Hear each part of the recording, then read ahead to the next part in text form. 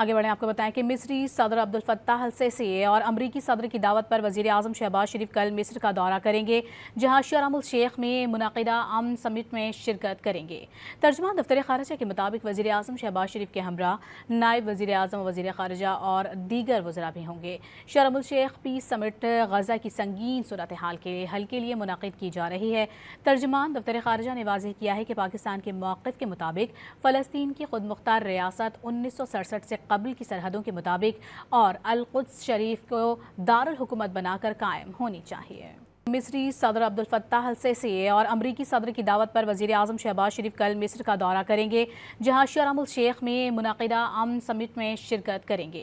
तर्जुमान दफ्तर खारजा के मुताबिक वजीर आजम शहबाज शरीफ के हमरा नायब वजीर आजम, वजीर खारजा और दीगर वज़रा भी होंगे। शर्म उल शेख पीस समिट गजा की संगीन सूरत हाल के हल के लिए मुनक़िद की जा रही है। तर्जुमान दफ्तर खारजा ने वाज़ेह किया है कि पाकिस्तान के मौक़िफ़ के मुताबिक फ़लस्तीन की खुद मुख्तार रियासत 1967 से कबल की सरहदों के मुताबिक और अल कुद्स शरीफ को दारुल हुकूमत बनाकर कायम होनी चाहिए।